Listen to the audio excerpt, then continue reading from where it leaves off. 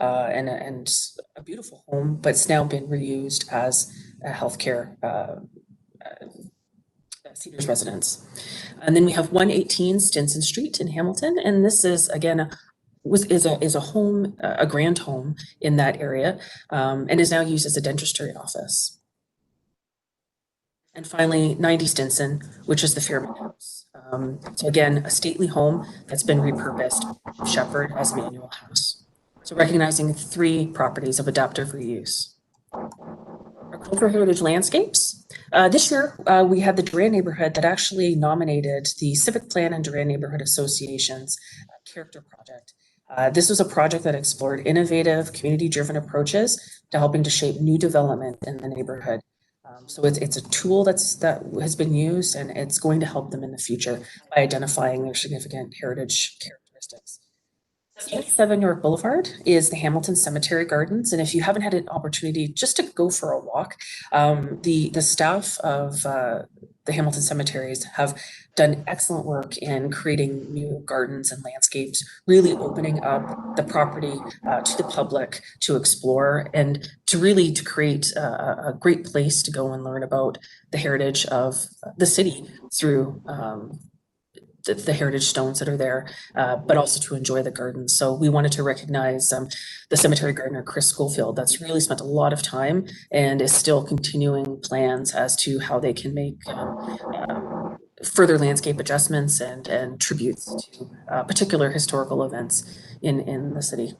And finally, we've got the Mountain Boulevard, and this streetscape, the committee wanted to recognize it for the fact that the streetscape works actually allow for the view of the heritage landscape, which is looking over the escarpment, but it's been done in a way that's paid tribute to the history of the area, but it's also been done in a sustainable manner. So the landscape features the layout of the streetscape itself, the fixtures being more historical, but also tying in the fact that they've looked at sustainable ways of using solar power. And so really recognizing that reconstruction project for a more pedestrian and cycle-friendly pathway.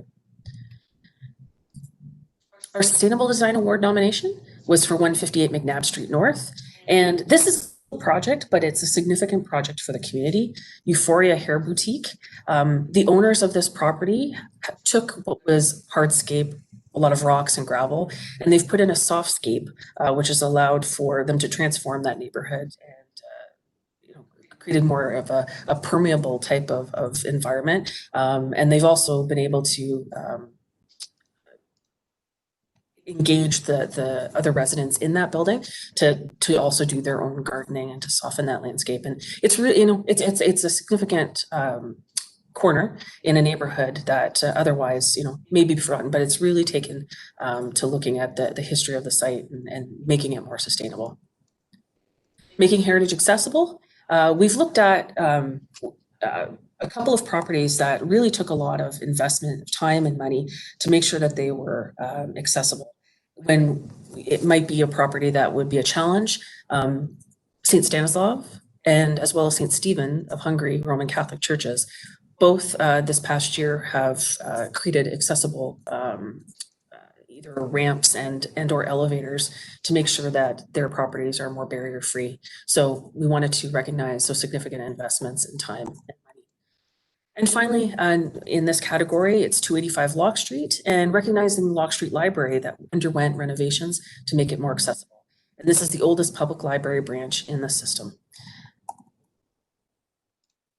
Our education award recognizes individuals or groups that play a significant role in helping with our outreach program, helping to get heritage, whether it's focusing on a property or whether it's focusing on events or just it's a way to get heritage out into the public and educating people. So this year, our nominations are for Bill King, who's an author, former LACAC member, volunteer with Doors Open. He's completed the Jane Walks, Friends of Alkmaar, and to feature the history of Alkmaar, and leads downtown walking tours, as well as John Soika, who's an author, videographer, president of the Golden Horseshoe Postcard Club, Video Club, and various education sessions that he runs. So these are two individuals that we wanted to highlight as our education award winners. And finally, our society recognition would be for Stony Creek Historical Society. They're established 112 years ago, one of the most significant historical societies in the city. The work that they do in education, having the archives available to residents, what they're able to do as opposed creating events and engagement in the community is just it's well worth acknowledging the efforts that their group has done. So these are the award recipients.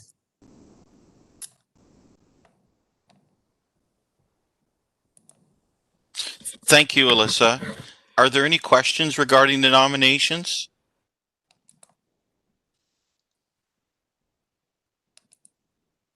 I see Janice holding up her hand. Please go ahead, Janice. Thank you. I just thank you, Alyssa, for the wonderful display. I am so proud of these nominations. I think the people that have nominated, including our residents, our developers, I think that this is just an outstanding show. And considering it's COVID years, I'm really glad that we're still moving ahead with it. And I just want to put a shout out again to Jim Charlton, who sits on the inventory and research, and he has taken pictures again for me. So I have updated pictures of the properties for the most part that I'm looking after, and we've all got our write-ups to do. So I will be giving you some of those. And the other thing that's really important, I haven't asked him to do that, 158 Mcnabb, Euphoria, and they've done that beautiful. Well, there's an extension. Kathy Renwald featured the young couple that live above on the second floor, and those young people planted their own garden. It's a cut flower garden, and it is absolutely stunning. I wish somebody could get a picture of that because it really just puts that corner. It's a showpiece. It truly is stunning. Thank you. Thanks, Janice. Are there any further questions at this point? I'm not seeing anyone. Okay. Vice Chair. May I have a mover and a seconder on the motion to approve the meeting notes and nominations? And I see David Beland and I see Tim Ritchie. great. Now we will conduct the vote by a show of hands or verbal response. All in favor of the motion? And Will, your response? Positive. Thank you. I'm going to mute you for the jackhammers. Are there any opposed to the motion? And I see none, so I believe it's carried then. Thank you, Vice Chair Dimitri. So moving along now to, I think it's item 12.1 Correct. in the agenda. Before you is a notice of motion regarding the terms of reference. I hope everyone has access to it.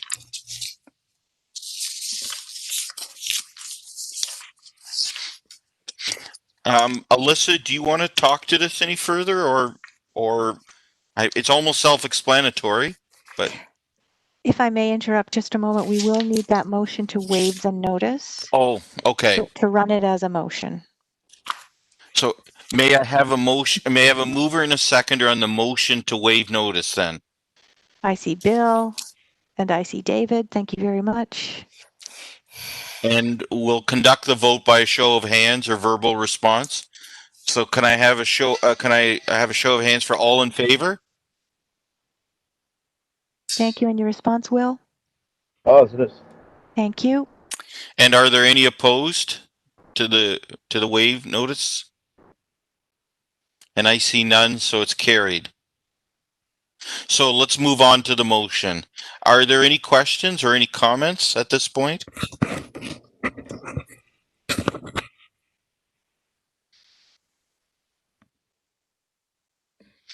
I see no hands up, Vice Chair. Okay. So may I have a mover and a seconder to approve the motion as presented? I see Janice and I see Graham. And we'll conduct a vote by a show of hands or verbal response. All in favor of the motion as presented? Will, your response? Positive. Thank you very much. Is there any opposed to the motion? I see none. Okay, I believe the motion is then carried. Thank you very much.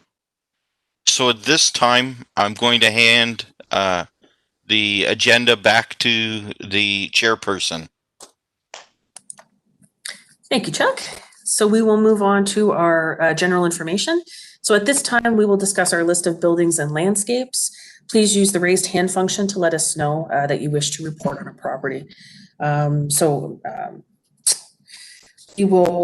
go through the list, or actually maybe what we could do is does anyone have a property that they would like to?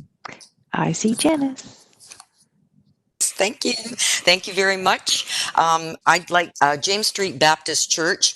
I had an email discussion with the project manager for Hugh Developments, and the hoarding that is around the building is a nonstop graffiti pit.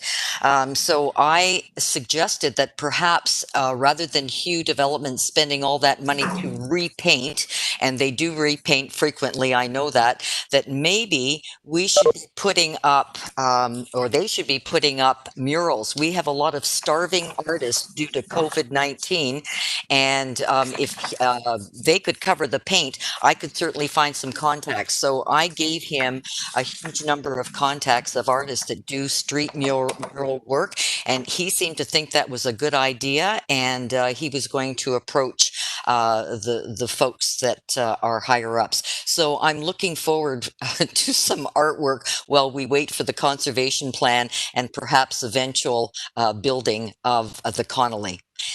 That's on that one. Thank you. I do have another one, but I'm going to let maybe Tim wants to go first because it is on Cathedral. Yes, I just for my own properties, just before Cathedral, quickly there, just a little note at Trouble Hall.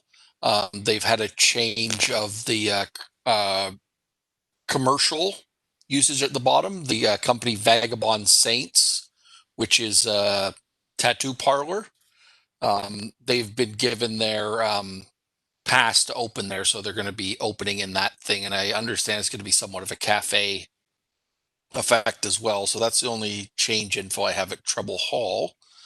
But on the next thing, been quite a bit of information, back and forth emails. I know Graham has been instrumental on it, and I know also that Janice is quite familiar with this, and so I will give my time back to Janice, but I want to support the motion that's going to be coming on Cathedral. I'd like to speak to that. Actually, I had several discussions with Loren, and she was very instrumental in helping me out with this. After I was the one that sent through the article from Dr. Sarah Sheehan about the situation with Cathedral, and after discussing with Loren, I decided that I would not be putting forward a motion because it was not necessary. This committee in 2018 recommended that Cathedral be designated, and it went off to planning and council, and that recommendation was deferred. However, so that means that we do not have to make that recommendation anymore because it is already there and nothing has changed. And it is my understanding from Loren that this is outstanding business with planning, and it is going to planning in December. Now, my concern, I know Good Shepherd does terrific work. However, we've had St. Leonard House that's been in there, and we've got Cathedral in there, and they're doing abatement work, they're doing renovation work. And the only reason I know so much about Cathedral is that it is on my list of buildings, places of education as part of my inventory and research work. So I had read Paul Dils's original cultural heritage assessment, and it is outstanding. And my concern is how much of those attributes are being destroyed when they renovate. And I guess my concern is, can we not perhaps get council to, or get planning to get this report a little bit sooner? Because the longer this goes on, I see more interruptions with the amount of work that's being done. And it's not that I don't support a home for the homeless, because I really do. That's not the issue. The issue is destruction of an outstanding property. Thank you. That's what I want to say on that.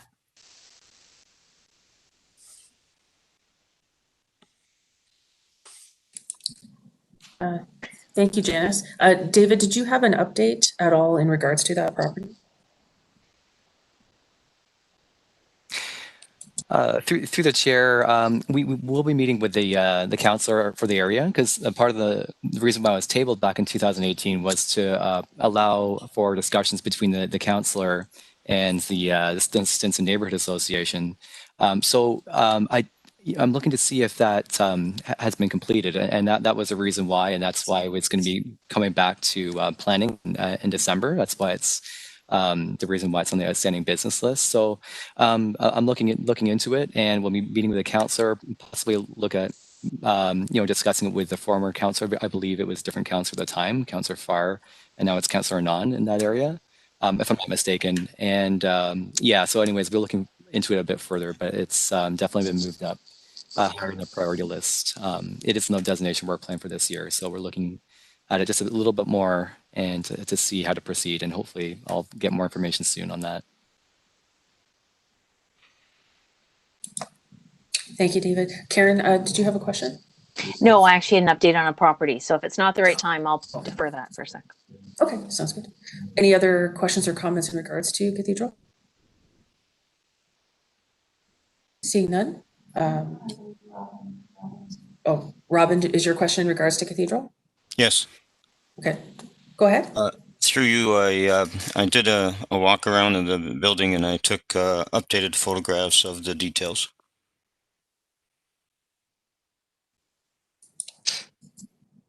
That's great. Janice? Okay, it's not just the outside, it is the inside. There are many attributes in the old building that are listed in Paul Dils's heritage assessment. I didn't concentrate a whole lot on the new wing, but I certainly did concentrate on the original section. So it's not just the outside, Robin, and I have no idea how we could even get in there to determine what has been destroyed, or maybe it's not destroyed. I don't know. Yeah, Tim? Yeah, I just on that point there, this was at the last term, I guess, that we were on there, Janice, the report that came to us about it, done by staff, so it must still exist if you wanted to get staff to send us that. It has very detailed interior photos. I have that. Oh, you do? Okay. I know I have that. I have that whole report. Yep. That's 2018 or so, right? 18. It's, yeah. Yes. Yeah. So it's the interior that I'm worried about.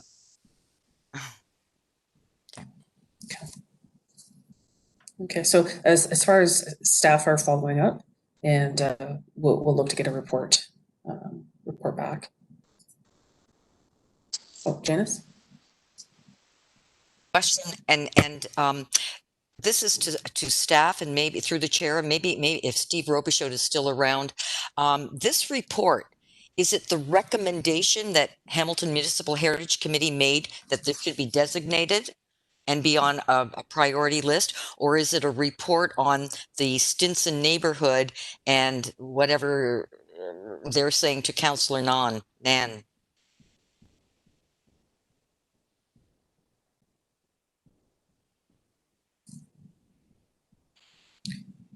Steve, are you able to respond? Or David? Through the chair, so essentially, just want to make sure I understand the question correctly. What we're looking to find out, first of all, is that the reason why it was tabled again was because to allow time for the Stinson Neighborhood Association, the councillor, to discuss potential adaptive reuses. So what we're looking into is to see what the discussion was between the two. That was the motion that was made at the planning committee. So the Hamilton Heritage Committee supported the recommendation to designate the property.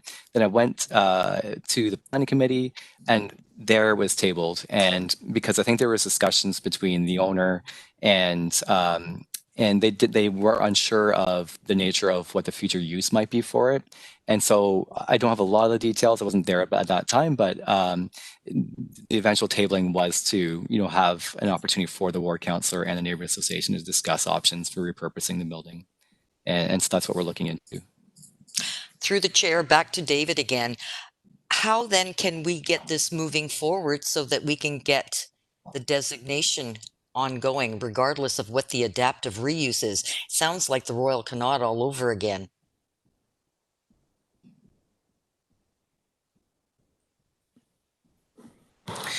So it's yet to be determined. I have reached out to the councillor and we've set up a meeting that will be happening in a few days, and that's going to be my starting point. I don't really have an answer beyond that at this time, but hopefully after I get more information, I'll have a better answer in the future. Thank you.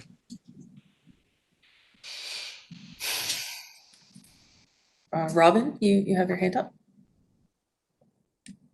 Madam Chair, I'm sorry, I think Karen was first. Robin, is your question in regards to Cathedral? Yes, it is. Okay. It's not a question, it's just a statement. Okay. And it was a statement for the question that was made. The designation is on the last line of the work plan for staff for designation. The bottom of the page is the first page. Yes, yep, that's correct. Yep. Okay. So if there's no other discussion in regards to Cathedral, we'll move on to next property updates. Karen? Thank you.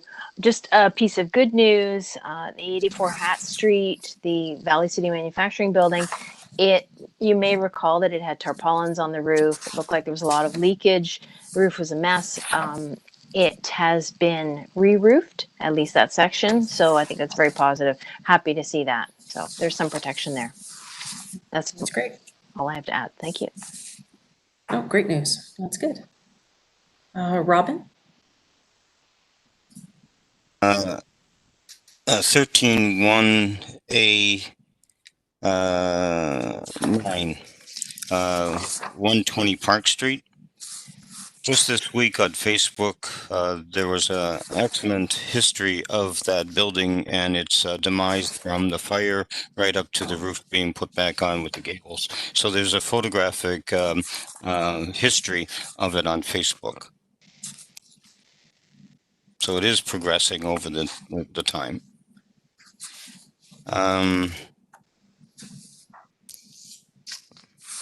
15.1B 13, the Beach Canal Lighthouse and Cottage.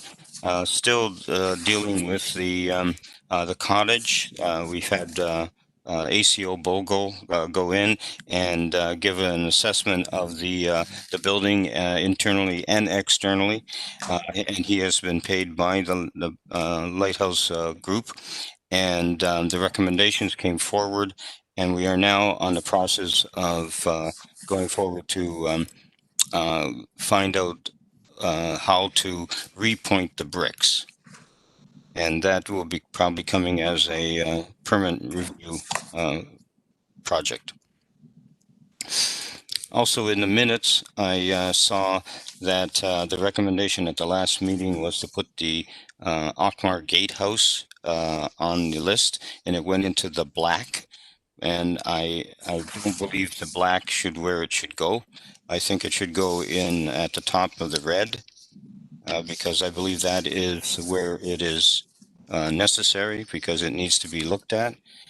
And my other recommendations for the gatehouse is that it is on the staff designation work plan, and in 2009 it was recommended, and it was supposed to be done last year, 2019. It is now in the target date of 2020, and instead of the Deja Canal, which is #1 on the hit list, perhaps they could be exchanged so that the focus for the next designation would be the Ockmar Gatehouse.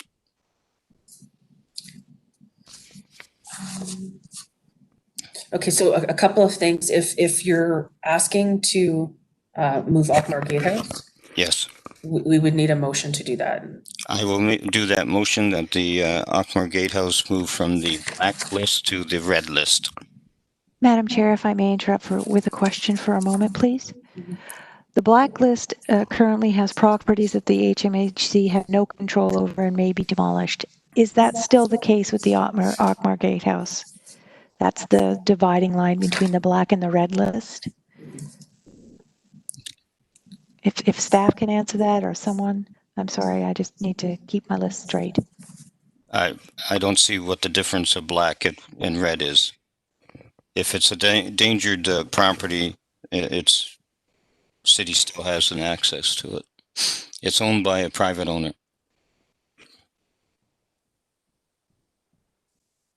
Okay. So can I get a mover and seconder for that, please? I see Janice and Robin. To move that to the red list? Sorry, I'm doing the chair's job again. Pardon me, Madam Chair. No, it's okay. No, that's fine. Go ahead, take her away. So by raise of hand and verbal vote, all in favor? Do we have any opposed?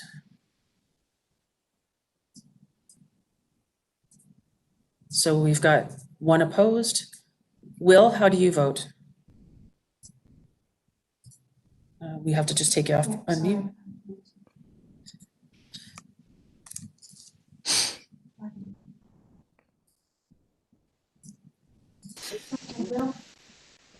Will, how do you vote? We're discussing how moving the Ockmar Gatehouse from black to red on our list. Yeah, I've been listening and positive. Positive. Okay. Madam Chair, may I ask who was opposed? I'm sorry, I missed that. That was Tim. Thank you very much, Tim. Okay. So that item is carried.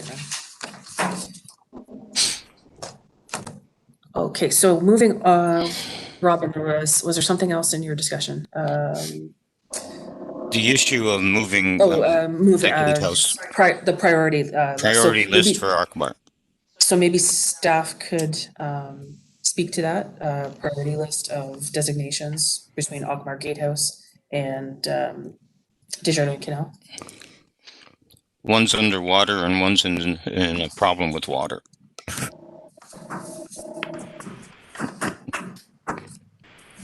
So through the chair, at the moment, we do have a cultural heritage assessment that's been reviewed at least once by the Inventory and Research Working Group, and we're just waiting waiting for revisions back from the consultant, and then we can move forward with that. As of right now, we don't have a new assessment, or we'd have to sort of reassess what's going on with the Ockmar Gatehouse to go forward. But right now, we do have something for the Deja and Canal. Hopefully, maybe finishing up sometime in the nearest future. And then the rest of the list, we haven't decided really what's going first or next.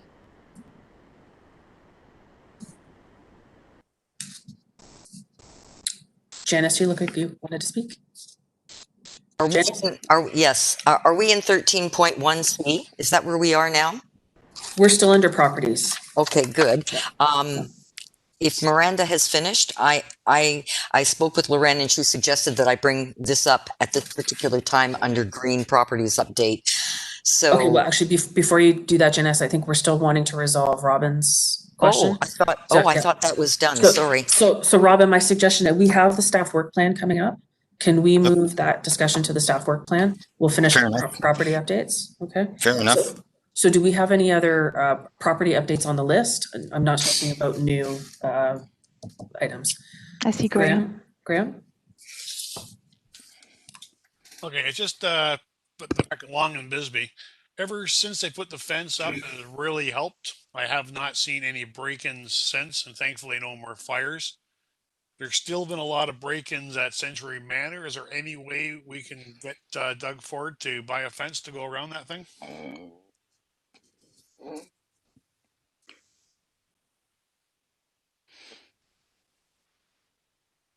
because it's been broken into a lot. Just through to staff, have you spoken with Infrastructure Ontario or the property owners at all recently? So through the chair, I haven't gotten an opportunity to reach out to them, but they are quite responsive. If you make a complaint, there is a number on the building that I can share with the committee that you can call to file an issue, and they are normally quite efficient turning back and boarding up the windows and so forth. Yes, they're on my speed dial, and I called them often. I forget the girl's name, very nice girl. But calling every time someone rips a plywood off isn't helping.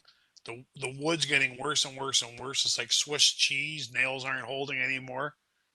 Unless they put steel up on the outside of these windows that are constantly broken into, they have to do something better, no matter what, to save that place.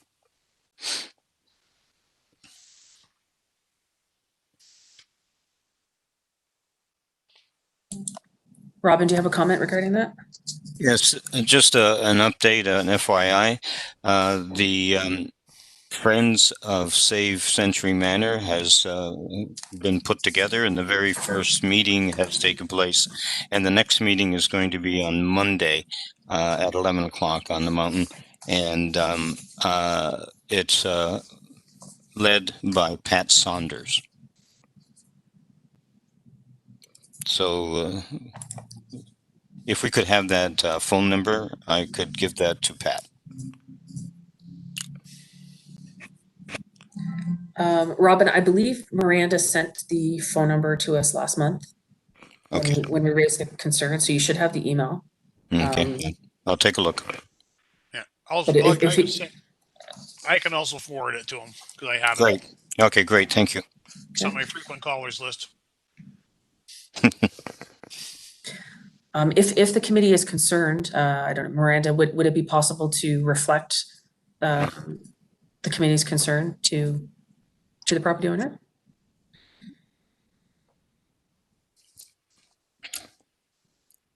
So through the chair, once I get a chance to speak to them, I could emphasize the concern from the committee. It is a designated property. Okay. All right. Any other discussions in regards to Century Manor? Do we have any other property updates on our list? If none, I think Janice, you wanted to discuss some new property? It's for information, and I don't think that we need to put it on our list, but it is in my neighborhood, and it's Whitehern, and we now have a tent city going on in Whitehern, and that is bothersome because as much as I feel for these folks.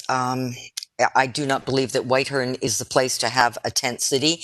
The other thing I've been told, and this is through my counselor, so I haven't seen it myself, but we've got a lot of stolen bikes that are appearing, and they're being sprayed, and they're being leaned against that outside wall that goes all the way around Whitehern, and that wall is designated. It is so bad that the planning, now I could again be wrong, but I've been told that we've had to hire security overnight, and that is coming out of obviously the planning budget, which is the heritage budget, which is really unfortunate because we don't have a huge budget. And fire and police are being called, and that's, I don't know how that's being paid for, but if it's coming out of our budget, then, oh well, taxpayers' budgets, it's unfortunate. So that's all I can tell you. And as I said, I have not seen the spray painting, but I have seen the tent city. That one I can say that is the case. So this is a real concern. Not sure what the answer is. I just saw a message. Alyssa Golden, would you like to provide some information?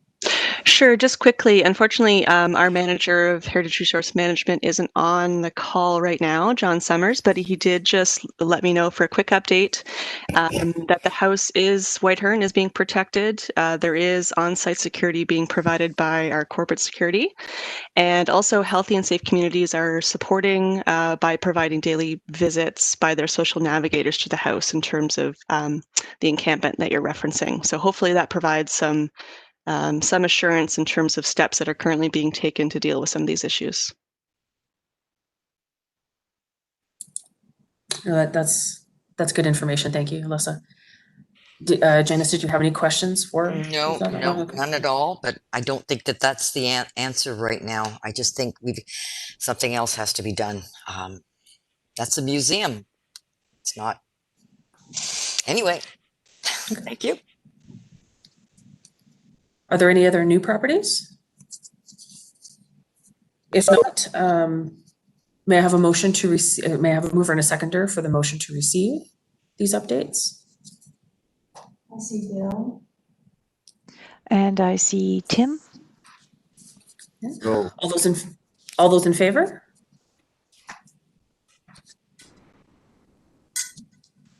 And Will, what is your vote? In favor. Incidentally, when the next item comes up, I'd like to talk about it. Okay. And any opposed? Seeing none, we'll move on to our item 13.2, which is our staff designation work plan as of September 11th, 2020. Before we go into questions, did staff want to make any comment in regards to the work plan that's the revised list that was done? Thank you, Madam Chairman.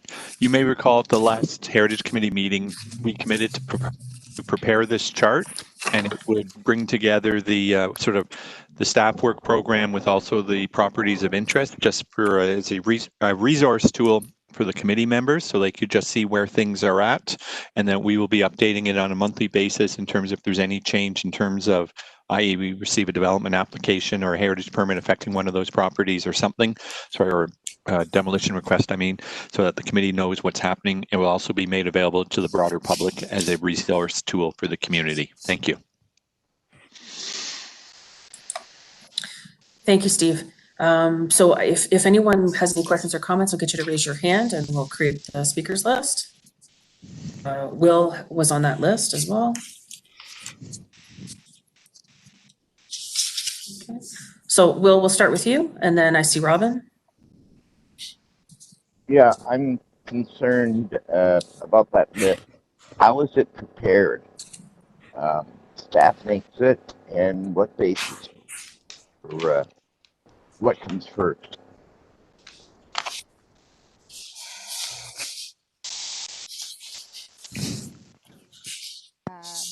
So through the chair, and this can be done beforehand, but this list is accumulating of decisions made over the year, and I can let Anita speak to it if she wants to.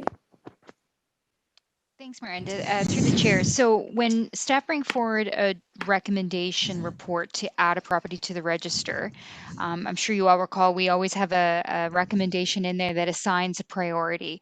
So the priority that's in this list is based on the priority of the recommendation in the staff report. So we'll either assign a low priority, a medium priority, or a high priority, and that's how this work plan is organized.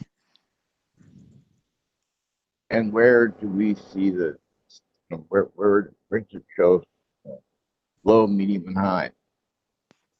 Through the chair, that would be reflected in the target date of designation. So a low priority designation would go to the end of the list. I believe, a low, and then a high, I believe, is 3 years, within the range of 3 to 5 years. So that would be inserted at the front of the chart. And then the medium priority would be sort of slotted in the middle. I know it doesn't sound scientific, but it is, again, based on that priority. And then we would insert them into the chart based on that approved priority. So that list is made by you? Through the chair to the counselor, it's based through the chair to the committee member. It's based on, again, when we're adding a property to the registry, and with the staff reports that we bring forward to Heritage Committee, there's a recommendation in there related to priority. So we make the recommendation, and then through approval of the report by Heritage Committee, and then Planning Committee, and then Council, ultimately, that's how the priority is determined. Okay. I haven't seen them on a report, so I have to look closer. I lost the last half of what you were saying. I haven't seen them set out exactly where it says low, medium, high, but I'm going to make a point looking to. Through you, Madam Chairman, to assist. The original low, medium, high designation was actually put in place and timeframes attached to it based on the threat of the building to demolition. And it was those timeframes were initially set when we put in place the delegated authority approvals process about 10 years ago. What we can undertake is to provide those relocate those staff reports, and then we can just through the clerk's office just make them available to the members of the committee that identified what was the low, medium, high priorities and the timelines that were initially set. And then, as Anita Fayback did indicate, is when we bring forward properties to the registry, a judgment call is made as to whether it should be a low, medium, or high priority, normally based on whether or not the property is under threat to demolition or some other significant alteration happening to it that would warrant it being assigned a high priority as opposed to a low priority. But we will find that staff report, which was adopted by council, which set the criteria for low, medium, and high, and provided to the clerk and asked that it be distributed to the members of the committee. Thank you. It should be done in 2020.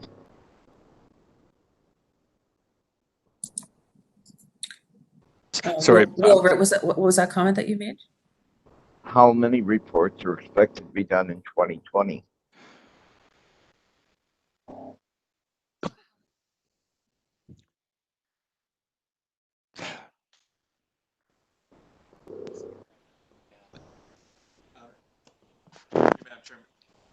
Sorry, Madam Chairman. I just don't have that information at my fingertips, but we can undertake to do an analysis based on where we thought we would be on January 1st, 2020, based on the council adopted list, and then how many have been done to date.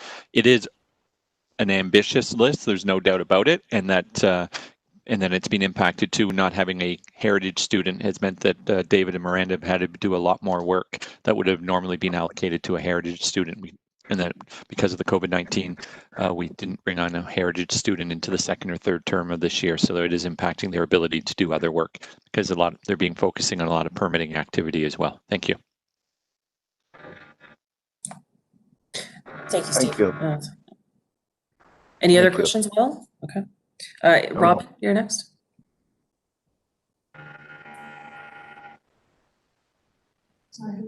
Owned by Robert. Robin. What? Sorry, Robin, can you start that again, please? What was that? Oh, sorry, Robin. You were on mute, so we've had to unmute you. So if you could just repeat what you said. Okay. Yep. What I said earlier about the priority list of that as a work plan, and it's just been confirmed by staff that when there's a risk property, it should jump to the top. And I believe that the Akmar Gatehouse, which was first added in 2009, the same year as the Deja Canal, and it was supposed to be designated in 2019. It was not, and it now is targeted for 2020. So is the Deja Canal. I would assume that the Deja Canal isn't going anywhere, and the Akmar Gatehouse is under threat. So I would prefer to have a positive property designated than a watered property. So my recommendation is to move the gatehouse to the top of the list. Miranda, can you just confirm, work is ongoing for both of those properties. Is there any benefit to moving one over the other now if there's work progressing on both?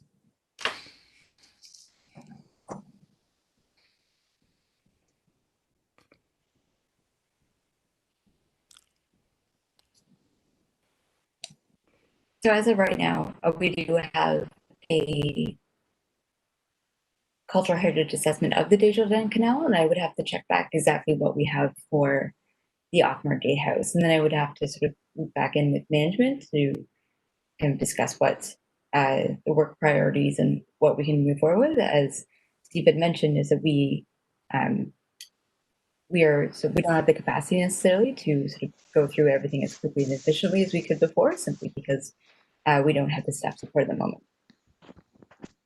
If I can just add, so as Miranda said, there's some designations that are underway, and those would be the ones that we would want to complete because the work has been started, consultants have done the work, and we're very close to bringing forward a recommendation. I think that's the case with the Deja Canal, but certainly as we look to the next designations that we would undertake, we would certainly, if the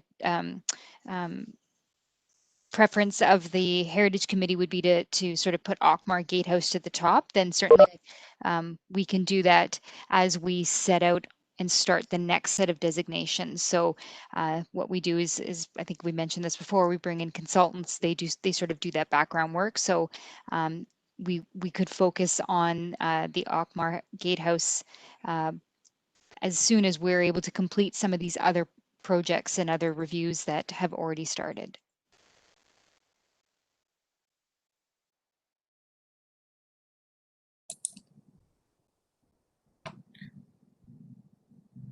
So Robin, are you requesting a change in priority or? One more question about that is that what other sites have you started on? If it's the Desjardins only, what other ones are started?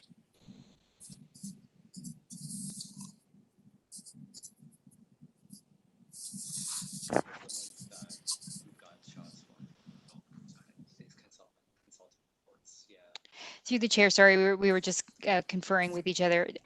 Desjardins Canal, Jimmy Thompson Pool are underway. Royal Connaught we discussed today. And I believe unless Miranda has other ones that she wanted to add to the list, I have David in the same boardroom, so I'm able to ask him, but those are the ones that are underway. And then, as I said, once those are completed, then we turn back to our work plan and start working on some of the other designations that are on the list.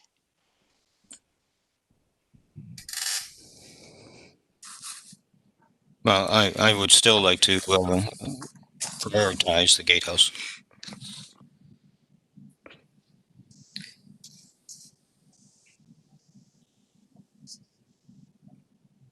So in that, if that's something that you're asking for, Robin, you have other properties ahead of it right now on the list. The Black Shop. Yep. What are you saying? Ockmar's in greater danger than the 2 Hat Street? Because I believe so. That's what we're weighing it against. I believe so. Hat Street's been there since 1790, so Ockmar is under concern right now.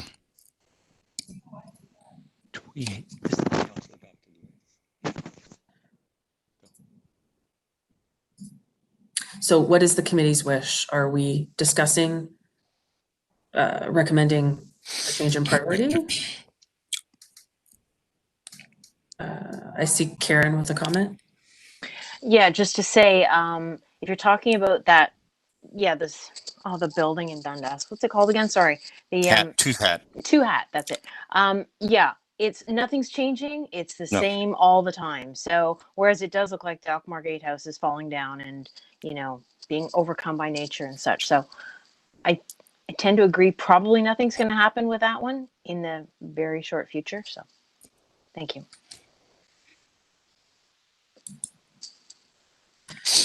Okay. So through staff, if the committee's wish is to increase the priority of Ockmar Gatehouse, what would you need to see from us? Thank you, Madam Chairman. Just a direction to staff, and just in speaking with Ms. Fayette, we bundle these together into consultant assignments. So we would include the Ockmar Gatehouse in the next bundle of consultant assignments for the purposes of doing the background reports to support the designation of a property. So if that is a direction of the committee, that we include Ockmar in the next round of consultant assignments, we will undertake to include it in the next round of consultant assignments. Thank you. And just in regards to that, is staff doing an assessment of any other priorities? If there's any on that list for 2020 or is it simply just going in sequence? Normally we go in sequence, but we also, through you, Madam Chairman, but we also try to look at what we anticipate would be the scope of work based on the available capital funds that we have. So if there are 3 or 4 small projects versus 1 or 2 larger projects based on the scope of work, that's how we will bundle it. So that's sort of one of the other considerations is based on the financial costs to do the work. But I think we do try to just work our way down that list, as well as I think there's a bit of a judgment call based on staff. If they feel that they know that a project there should come forward sooner than later because of either community interest, public interest, or that there's potential that that property may be moving into a more high risk state and it would make sense to deal with it. Yeah, so there's a variety of considerations that go into play in terms of how we sort of bundle it together. But we are doing the best we can to work our way through that list because some of those, some individual properties become very complex and they take a fair amount of time and resources to work through, as opposed to some of the more straightforward projects based on the information that we currently have. Thank you. Great. So what is the committee's wish? To make a recommendation for staff direction to include Ockmar in the next package? Is there any other recommendation? I would recommend it. Okay. So Robin putting that forward. Do we have a seconder? Janice? So we'll call the vote by raise of hands. All in favor? And we'll put you off mute in a second and we'll get your vote. Oh, thanks, Karen. And Will is positive. Okay. And any opposed? Seeing none. Another question after. Okay, and just while we're discussing this, staff have been kind enough to reformat the chart to include some more information. Does the committee have any other suggestions or comments in regards to the information that's now provided? Just if there's any feedback that we could give to staff. Is there any other way than the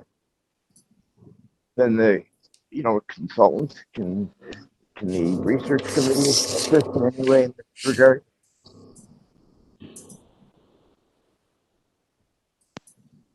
I think you're getting a look from Janice. They have a lot on their plate at the moment. Through the chair, perhaps I can add a little bit to the conversation.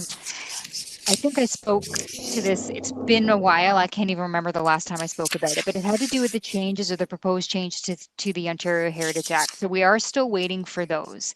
And part of that review was going to look at our current processes for heritage permits and for designations. So I think we all agree there are other opportunities and there are other ways to perhaps approach some of this. But our current process is that we are given a capital budget through council, and that capital money is used to retain consultants to undertake the cultural heritage assessment. So that's the process that's been currently established. But we are looking, and once sort of the province is able to issue those proposed changes or whatever those changes may be to the Heritage Act, that would be part of our report back and part of our review process. So we're looking at, other ways of doing it. What do other municipalities do? Not every municipality requires a full, complete cultural heritage impact assessment to be done in order for a property to be designated. So those are all the things that we are looking at. So yes, we agree that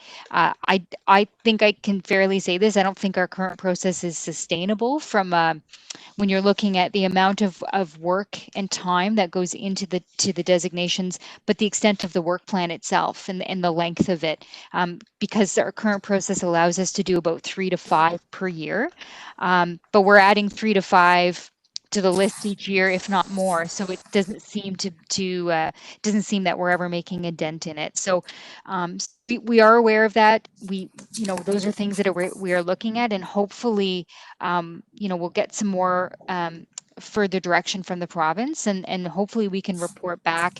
I would love to sort of be able to do that next year, but again, it's really contingent on when the Heritage Act changes are released.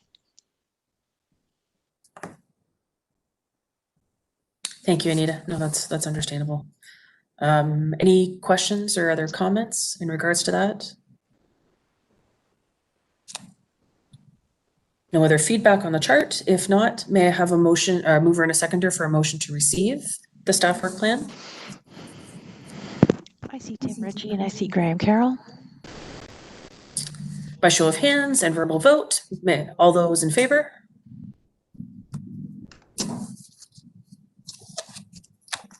Will, how do you vote? A positive. Okay. And any opposed? Seeing none, we'll move on to our I think the final item.